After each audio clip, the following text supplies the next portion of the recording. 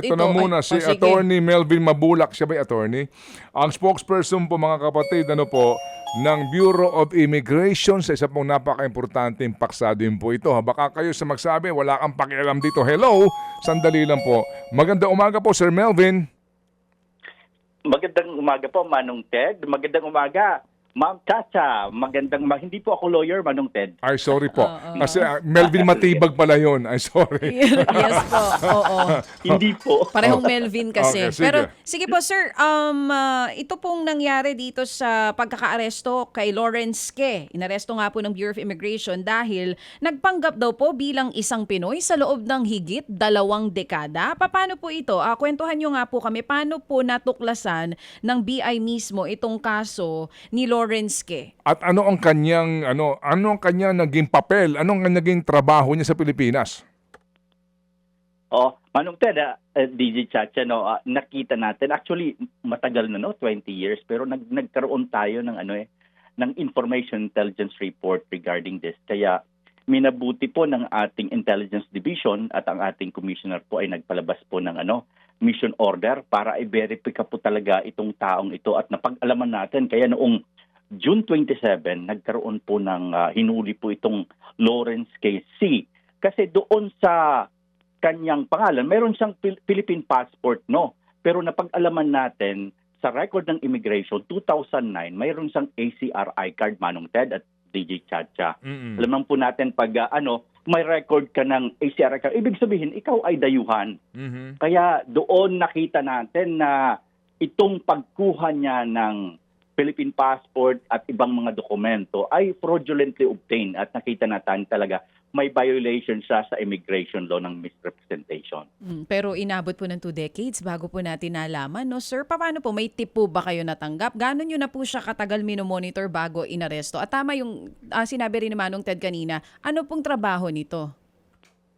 Yes po, actually hindi namin, yung namin sa records dito, walang nakalagay sa kanyang actually nalaman lang namin regarding sa mga trabaho niya sa mga balita ngayon. Pero during that time kasi, yung hinuli namin, nakita lang namin na siya ay nagme-misrepresent as Filipino. Napakahirap kung Manong Ted, DJ Chacha, no? Kasi ang mga dokumento niya ay legitimately mga authentic talaga, mga original. Kaya napakahirap namin ma-verify. Good to know na lang na nagkaroon tayo sa intelligence community na nalaman natin. Kaya nagkaroon tayo ng oportunidad upang tingnan at hanapin at doon na pag-alaman talaga natin na itong taong to ay mayroong record na bilang isang dayuhan at isang Chinese national. Merong report na ito ay kawani ng na nasa ating power distribution. Major contractor daw po sa NGCP. Yun ang balita, sir. Yes po, Manong Ted at DJ Chacha, na nalaman lang natin sa mga balita ngayon, no? Kaya talagang we are now cooperating with other law enforcement agencies para at least malaman po natin. Kasi ang nakita po natin on the part sa immigration, yung kanyang immigration violation at during that time wala pa tayong alam regarding sa connection niya sa NGCP ba yun? Yung NGCP. transmission about sa Opo. Nasaan ngayon si Ke Si? Opo, si Manong Ted, si Kesi po. Yeah. Nasa ating nasa detention po natin sa Bikutan. Siya po ay nasa pangangalaga ng Bureau of Immigration po. Ano ang kanyang Philippine name na ginagamit? Ang nakita natin na Manong Ted, yung kanyang Philippine name is Lawrence Kisi, no?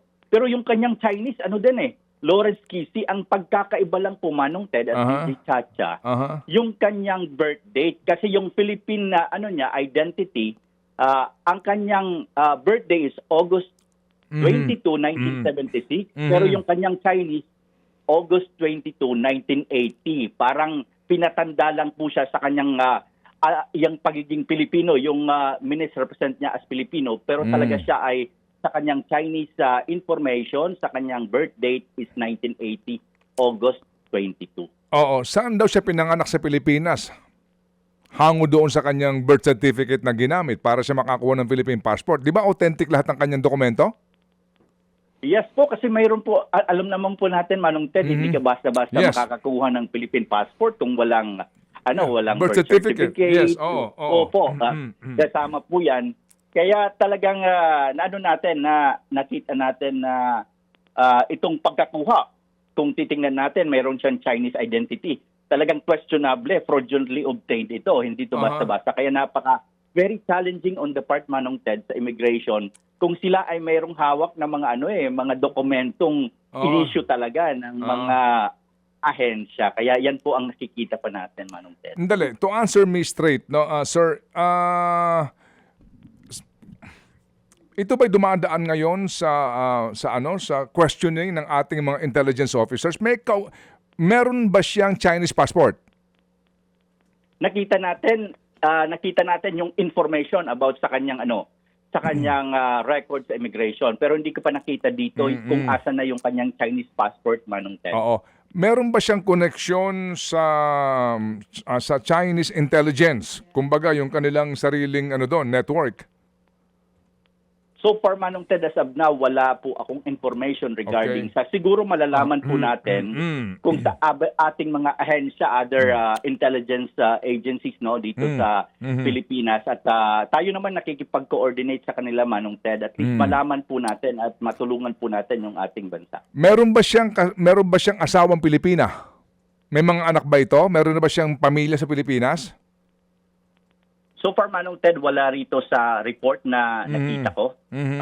I'll get back to you kung makita natin na mayroon. Oo, pero siya ba ay nakapagsasalita ng tuwid na Filipino? So far, Manong Ted, hindi po bansading hindi ko pa nakausap, pero 20 years po dito, nakakapagsalita po yan. Opo. Okay, sige. So, sa ngayon, ang klaro lang dito, siya nakapagproseso ng Philippine passport gamit ang mga authentic na mga Philippine documents, including driver's license, etc. Yes, opo. Yun naging basihan po natin kasi alam naman natin yung ating record sa immigration, mayroon din po tayong mga fingerprint at pwede tayong makakuha din ng fingerprint sa kanyang pag-apply doon sa driver's license. Okay. At yan po ang binabangga natin, Manong Ted. Sige, again, ano ang kanyang pangalan sa Philippine passport? Ang kanyang pangalan, Manong Ted, dito sa Philippine passport, Lawrence Kisi. At ang kanyang birth date, August 22, 1976, sa Philippine passport, Okay. However, sa kanyang Chinese passport, same name, pero magkaiba lang po yung kanyang birth date. Saan siya nahuli? Nahuli po siya, andun po siya sa isang salon po, parang nagpapagupit ata doon sa may Quezon City, sa may Banawi po, Manong Ted. Doon po natin nahuli ng ating mga operatiba. Okay, sige. So, yung Chinese embassy ba na dito na impormahan na? May coordination po tayo, Manong Ted, Very close yung coordination natin with the Chinese embassy, with our intelligence, at na-inform na po sila. Okay, sige. Salamat na marami sa iyo, Sir Melvin, sa informasyon na ito at antabayan na namin kung saan hahantong itong inyong pag-iimbestiga sa background itong si Lawrence Kesi. Yes po, maraming salamat po, Manong Ted, at DJ Chacha, mabuhay po kayo. Thank you. Immigration Deputy Spokesperson po si Sir Melvin Mabula. Mga kapatid, patuloy po kayong tumutok sa 105.9 True FM para sa totoong balita, impormasyon, music and entertainment. Mag-subscribe sa aming YouTube channel at podcast at sundan nyo kami sa Facebook, Instagram, X at TikTok sa True Network PH. Bisitahin din po ang aming official website, truefm.ph.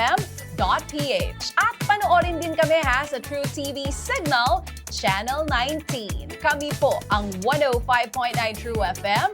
Laging true sa'yo, kapatid.